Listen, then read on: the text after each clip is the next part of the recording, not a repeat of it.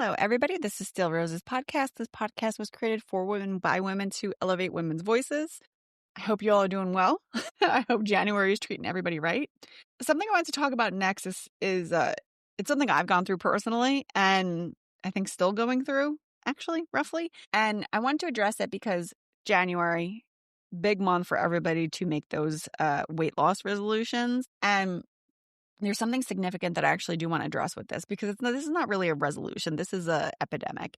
And that is the obesity epidemic in the United States. Last year, my January episodes consisted of discussing Ozempic and the weight loss injections and the wave of weight loss injections that were released pretty much all of 2025. FDA approved, proven effective. Everyone's given it the green light. Everyone's taking it. Everyone is taking it. Now, I'm not going to judge or knock that because, to be perfectly honest with you, I've hit my obesity limit after I had my twins. And it is something that is incredibly difficult to deal with. Personally, there was a lot of shame that carried with me when I was severely obese. It was quite literally the heaviest I ever was in my entire life. I had lost complete control. I lost total control of my body. And I had no actual sense of nutrition and what I should have been doing to regain hormonal balance while also eating a healthy diet that was going to have better benefits for me. The initial thing that I tried was ketogenic diet. That was something which is actually kind of funny to say since I'm a vegetarian now.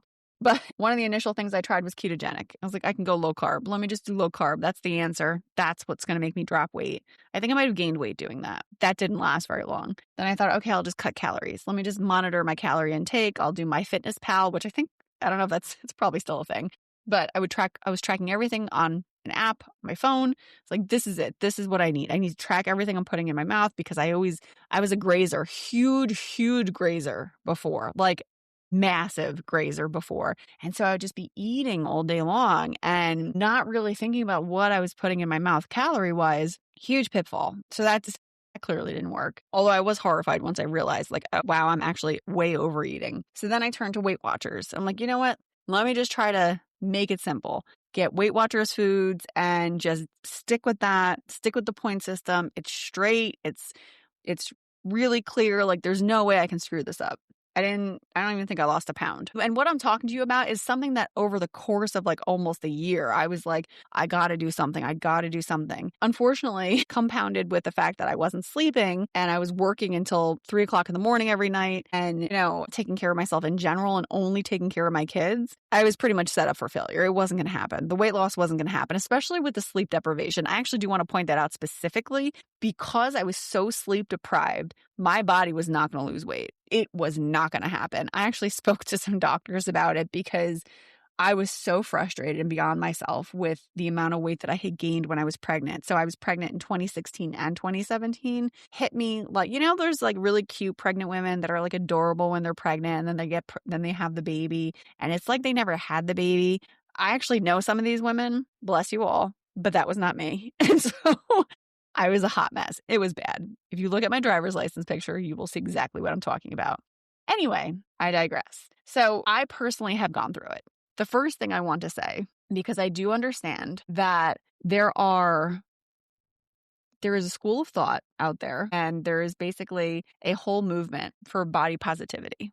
Now, I'm on board with body positivity. I am 100% on board with body positivity. I am not on board with fat shaming. I'm not on board with any of these things, with any negativity. What I'm also not on board with is pretending that it is okay to be obese. And I say this from the depths of my heart because I have been there. It is probably one of the most physically painful things. And I'm sitting here telling you this as someone who had 2 C-sections. Being obese was probably more physically damaging to my body than anything else that I've done, which also says a lot because I've done a lot of things. I'm going to talk a little bit about some of the physical problems I have now because of the extreme weight that was on my body. Now, it was maybe for about 5 years before I was able to get it under control. In those 5 years, when I was at my heaviest, getting out of bed was difficult.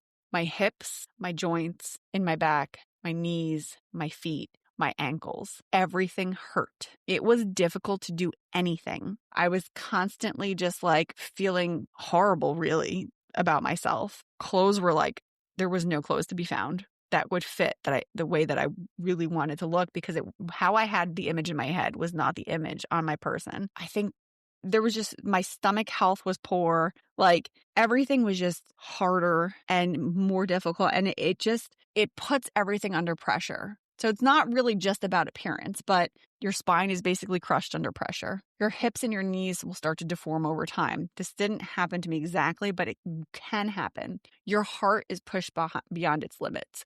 Your organs, like your liver and your pancreas, can become overwhelmed. The risk of cancer, stroke, diabetes, heart disease, all these things become much more significant for you. High blood pressure. That is not just something that's, it's extra and, you just need to lose it for cosmetic reasons. Fat is unhealthy for you to be carrying around. You are not meant to be obese. I don't care how long you've been obese.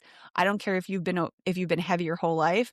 I have been heavy my whole life as well. And I'm telling you, this is not how we're supposed to be. Now, a lot of it has to do with our diet.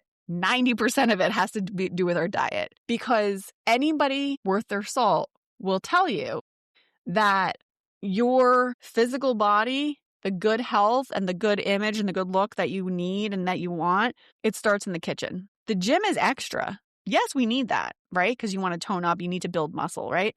But it starts in the kitchen. You could go to the gym every single day and lift weights and do cardio and do spin classes and do Zumba, which, by the way, is super fun. But at the end of the day, if you go home and you're like, let me get a fettuccine Alfredo and a pepperoni pizza or loaded pizza with everything on it, or let me stop at McDonald's on the way home, then you might as well just not go to the gym, because you are undoing everything that you've just done for yourself at the gym. It is the worst possible thing to load yourself with a bunch of crap. Now, I did a little bit of research because I wanted to really dig into this, because food safety has been something that's been on the news quite a bit. And I'd like to get into it on other episodes, but for this one in particular, in America, the average American diet is heavily reliant on ultra-processed foods, sugary drinks, refined grains, animal products, which make up over half of the daily calories, while often lacking fruits, vegetables, whole grains, healthy oils.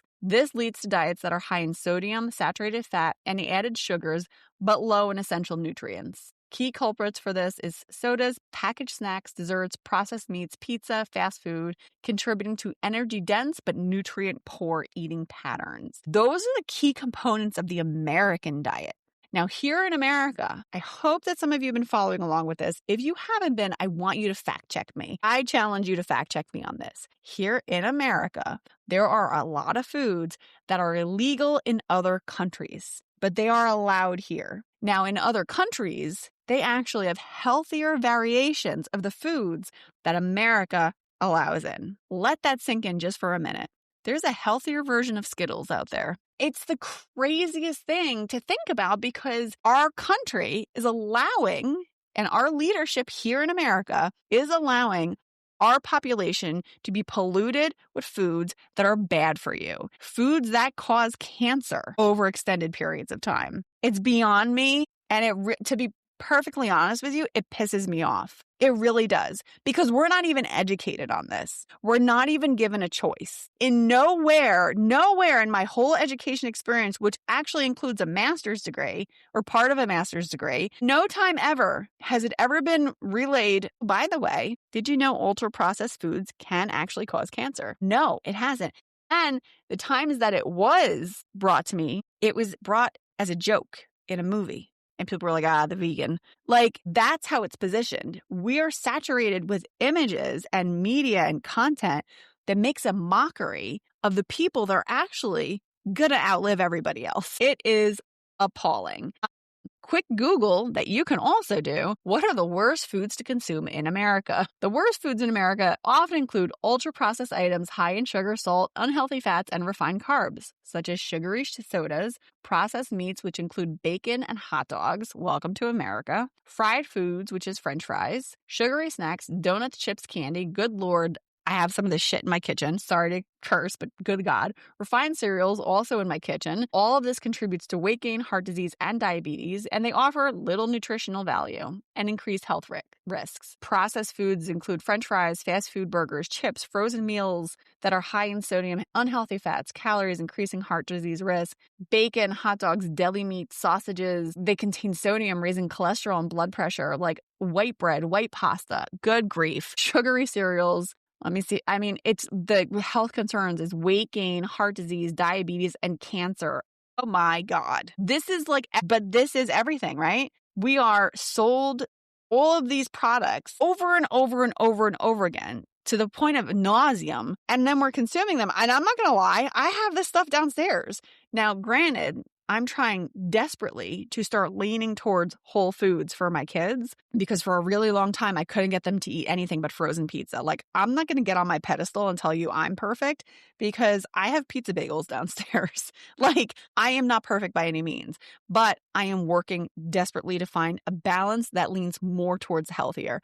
My kids ate fish fillets tonight that I made at home along with roasted potatoes and whole grain rice. So that was their food for, dinner. Lunchtime was like chicken soup and French fries. Yes, French fries. I know, appalling. But again, you have to find a balance that works for you. I am not sitting here on a soapbox by any means, believe me, because I am working just as hard as many of you to try to make sure that my kids have a balanced, healthy diet.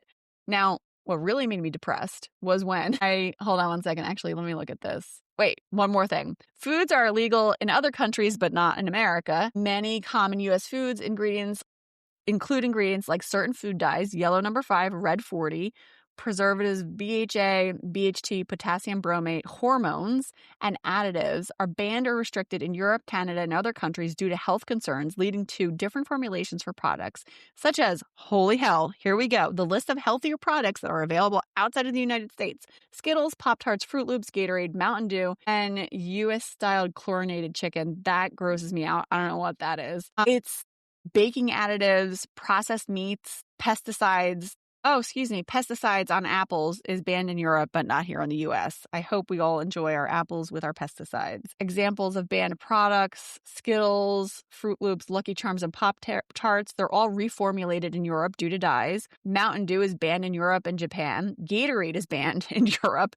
I'm glad we're having that all the time. Coffee meat, I don't drink that. Stovetop stuffing is banned in Europe. Wow, that's a new one. So the reason why I'm running through that list is because, this isn't Jenny's crazy and she's on a rant here. No, this is real legitimate stuff. Like, if you go down this rabbit hole, honestly, you need to enlighten yourself.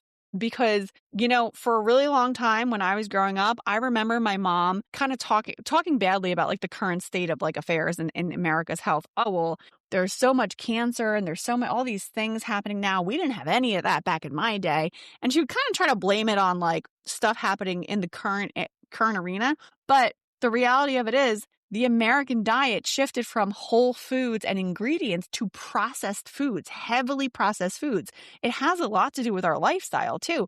We're constantly rushing. I mean, I don't know about you guys, but I am constantly rushing. Monday through Friday, it is hard to get a proper dinner on the table. I don't always make it. I do my best, but I don't always make it. I'm going to be honest with you.